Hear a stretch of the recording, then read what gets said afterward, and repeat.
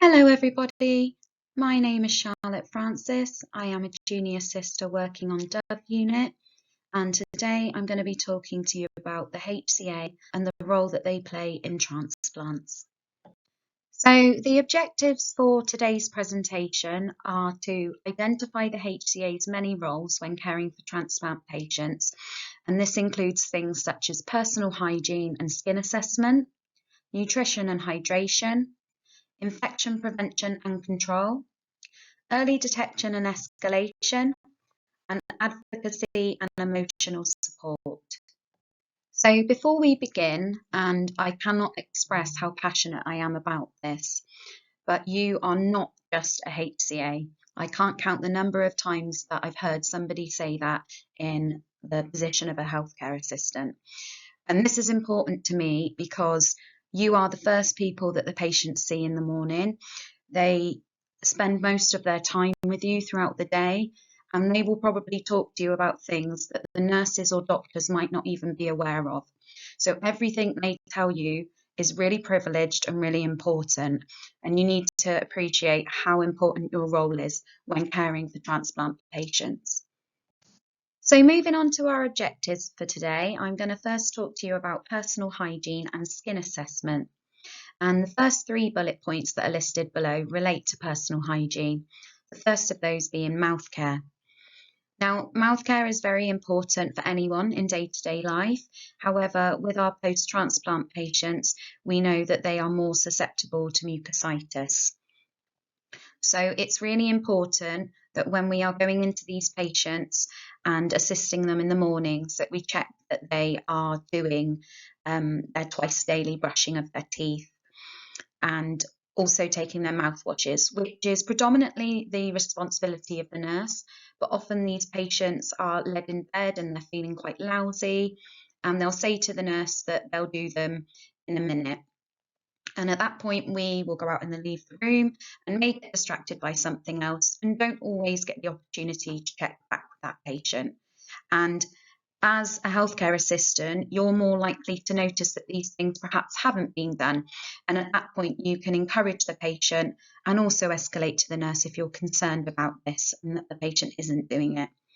And you are the person that may potentially be aware that the patient's mouth is a bit sore when helping them with these activities, and they might tell you that this is the case. So it is then your responsibility to escalate that to the nurse. So your role here is really, really crucial. Then we'll talk about daily washing, bathing and showering. So as you know, the patients that are post-transplant are often very fatigued and find it difficult sometimes to get up in the morning. But routine is really, really crucial. So encouraging the patients to have that daily wash will really make them feel a bit more like themselves, and it'll also promote cleanliness and reduce the risk of infection. And the same is the case with hand hygiene. So encouraging patients to wash their hands after they've been to the toilet, and just generally, if they feel that they're unclean, it's really good to promote hand hygiene in these patients to ensure that that infection risk is really, really reduced. And then we can move on to talk about skin assessment. And this one's really important for you guys because I do feel that you provide the majority of the personal care to these patients where it's needed. So if a patient is needing help with their daily wash, you might notice that perhaps where they've been in bed and not moving so much, that their skin is breaking down. And this is something really important to be documenting on their body map. It's also important to escalate this to the nurse, as these areas that we notice that are vulnerable could potentially be susceptible to breakdown, which is an entry route for infection. And also about keeping the skin integrity intact. So if you notice that a patient's got particularly dry skin, it's about escalating that to the nurse and getting them some creams prescribed, or even asking if the patient's got their own creams that they can use that they might feel more comfortable with. So your role here is really, really crucial in ensuring that the patient's hygiene and skin assessment is carried out on a regular basis. So another one of our objectives is to talk about nutrition and hydration. And we all know that this is very important in our transplant patients because it helps to aid their recovery, it keeps them strong and it keeps them healthy. And the first thing I want to discuss is documentation. So as you are all aware, transplant patients need to be on a fluid chart and a food chart, and this should be filled in as accurately as possible. With regards to the food chart, more often than not, you're taking the patient's meals in and you're bringing the trays out, so you will know what the patient has eaten in that day. If you are concerned that the patient isn't eating perhaps as much as what they usually do, then that's something you can escalate to the nurse and even the dietitian. With regards to hydration, you can keep an eye on the patient's fluid balance as well. More often than not, the patients are quite good at keeping a record of their own intake and output, and it's the nurse's responsibility overall to keep track of what they are having. However, if you are able to do so, inputting their fluid onto the nerve centre device would be really helpful, and also escalating to the nurse if you feel like that patient hasn't drank much that day. And you guys are also brilliant at providing choices and variety for the patients. And this is really important because quite often they are exposed to the same foods, their taste buds may have changed, they're not enjoying things quite so much.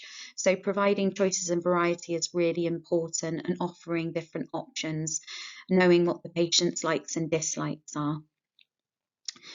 Education is also really important. So telling patients about the different options that they have, that comes into the providing choices and variety, but also about what is available because they might not be aware of that. And it's also about making sure that you tell the patients that it's very important for them to stay hydrated and eat plenty to aid in their recovery, because quite often these things are overlooked. And then early identification. So this is thinking about your things such as mucositis, about dehydration. It's about knowing what's normal for that patient, which you guys more than often do, and also about escalating to the nurse if you think that patient is struggling in any way, shape or form. So moving on to infection prevention and control. So this is arguably one of the most important areas to be aware of when we're caring for our post-transplant patients, and that's because they really are susceptible to infection. They will have very low counts and they will need us to be very vigilant when entering their room. So the first thing that I think of in relation to infection prevention and control, and I'm sure it's the same for many of you, is the words protective isolation. And this is highlighted for a patient that is having stem cells with a laminated yellow sign on the door. If it's not there, please make sure that it is. So when entering these patients' room, if we're having direct contact with the patient or their environment, we should 100% definitely have an apron on. If there's anticipated exposure to bodily fluids, it's always good to have gloves on. And also, we will be wearing masks at all times. So these are your main three that you should be thinking about when entering a patient's room. Please be aware that visitors, if they are dealing with any sort of patient care to help that person, should also be wearing gloves, and really they should have an apron on when they enter the room too. And you can get them to read the bottom part of the protective isolation sign so that they are well informed, and make sure that the patient that they are visiting is therefore not put at risk. And moving on to stool samples and urine samples. So often as healthcare assistants, you are dealing with the patient's bodily fluids on a daily basis and will therefore be responsible for taking a stool or a urine sample as necessary. Now, stool samples are particularly important when we're thinking about the risk of GRE in these patients and the risk of C. diff with diarrhea potentially. We need to be sending samples off as soon as possible, because if we do pick up that there is an infection risk, we need to be managing that vigilantly for these patients. And I've put urine samples here as well, because the patient might say to you that they're having trouble going for a wee, or they might have some pain when they're weeing. And it's just about being a little bit more aware of what that could mean for the patient. So if you are able to get them to take a urine sample, that's brilliant. And just inform your nurse of any symptoms that you may be concerned about relating to these patients as well. And when it comes to cleaning, obviously this is a big one in terms of preventing infection. I know that we have daily cleaning jobs on the ward and also for the patients' rooms. So it's about making sure that environment is nice and clean for the patient and that it's kept free from dust and clutter, really. We also need to be changing the patient's beds on a daily basis. And I know this is something that you guys are really good at, and also ensuring that the bins are not overflowing and they are emptied on a regular basis so that we're covering all bases. And again, I've put at the bottom here to remember personal hygiene, because obviously that plays a big role in the protection of patients and preventing infection as well. So on this slide, I'm going to talk to you about early detection and escalation.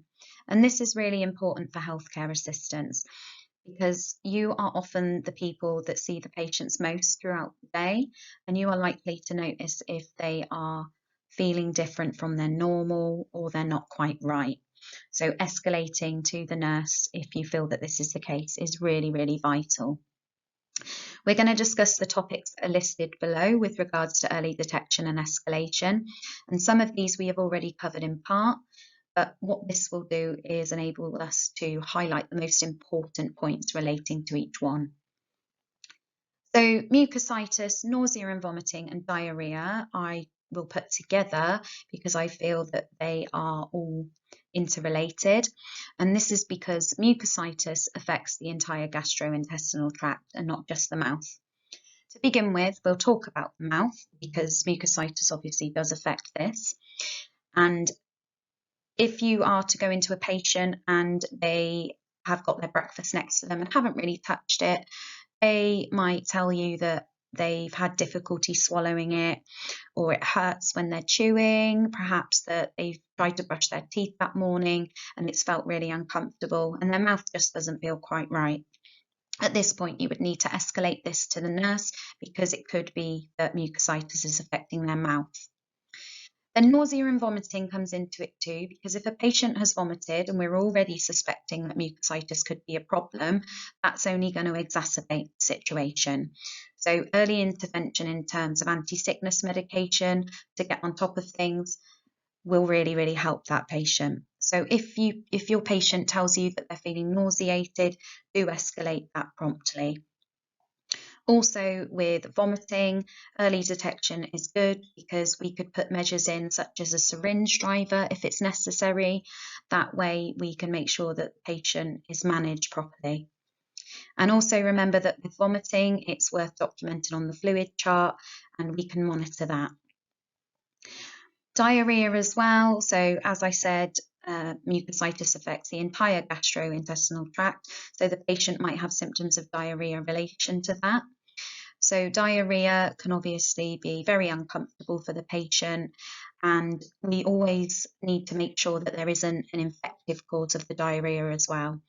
So if you are looking after that patient and they've reported diarrhea, it's always good to make sure that they provide a sample. So always think ahead with that one, just to make sure that they haven't got an infection such as C. diff, and then that way we can rule it out and give the patient some antidiarrheals. Also with diarrhea, we are talking about a loss of fluid from the patient's body. If it is pure liquid, again, we need to be thinking about documenting that on the fluid chart in terms of output. And also the nurses will then need to be thinking about the fact that this could affect the patient's electrolytes. So your early detection here could be really, really important. Then we're going to move on to observations. So observations are really, really important for patients post-transplant because quite often they have no white cells and are very high risk for neutropenic sepsis. So if a patient is appearing to be unwell, different to their normal, if you are trained to do so as a healthcare assistant, taking their observations is very much something you should do. And here, one of the most important things to think about is the patient's temperature. So if their temperature is below 35.5 or above 37.5, then the nurses will need to manage this quickly. So please take the observations and document them accordingly and escalate to the nurse as soon as possible. If you're not trained to do observations, then escalate to somebody that is, so they can check that patient is okay. Then moving on, again, we've discussed nutrition and hydration, but by monitoring their input and output and by seeing the patient throughout the day, you will notice if the patient is eating or drinking an adequate amount, more so than the nurse may. So escalating if their intake isn't as good as what you'd expect is very important. And you can do that to the dietitian and you can do that to the nurse. Just make sure that documentation is carried out appropriately and that the right people are informed. And with regards to pain management, if you go into your patient and they're feeling quite uncomfortable and you ask them if they've had any pain relief and they say, no, I didn't want to bother the nurse, and make sure you do bother the nurse, because that patient is very important and we need to make sure that that pain doesn't become worse, because other things can then escalate when pain isn't managed. And then at the bottom here, I've also put anything else. You as healthcare assistants know that patient better than anybody. So if there is something that you feel is not right, then don't be afraid to speak up. So on this slide, we're going to talk about advocacy and emotional support. And firstly, we'll talk about advocacy and what that means. I provided a little quote below by none other than the wonderful Dr. Seuss, and it says, "Why advocate?" And then it says, "Unless someone like you cares a whole awful lot, nothing is going to get better. It's not." And I think that really neatly and simply summarises what advocacy is. It's about being that caring person, the person that is there for that patient when they are struggling and they need help, who can speak up for them and make that journey for them that little bit brighter and better. And don't be afraid to speak up if you have any concerns about that patient, because what you say may make a big difference. And then we'll move on to emotional support. So who can provide emotional support for our post-transplant patients? So of course, you've got Nikki Knightley. She is our bone marrow advanced clinical practitioner. And in her absence, you've got the haematology CNS team that can help out. You've also got the psychology team. Now, the patients that are going through the transplant process would have already seen a psychologist prior to having their stem cell transplant, but it may be that they need to see them again because they're struggling throughout their journey. So they can always be re-referred, and you can speak to the nurse or Nikki if you need that to be done. And then you've got, of course, the patient's nurse, the nurse in charge, their doctors, or anybody really who has a good rapport and deals with that patient on a regular basis. You've also got the cancer buddies. They are a very underused group of people that come into the ward. If you feel that patient is particularly struggling and could do with some support, then definitely get them to go and see them, because that could make a huge difference. We don't always have the time to sit down and chat to our patients, but they do. And then, of course, there's the patient's family. If you feel that patient is struggling, you would, of course, need their consent to inform their family to get them to help out. But they could just need a phone call to that family member. Their phone may not be working, or they might not have one with them for some reason. And we do have a phone that they can use if they need to speak with their family. And then I put at the bottom as well, most importantly, you guys. So you are the ones, as I've said, that are there for that patient throughout the day, and they will probably confide in you and speak to you about things they might not have said to other people, and you have the power to be able to influence their journey in a positive light. Thank you everybody for listening to my presentation. I hope you enjoyed it as much as I did making it. And if anybody's got any questions about anything, please don't hesitate to come and speak to me.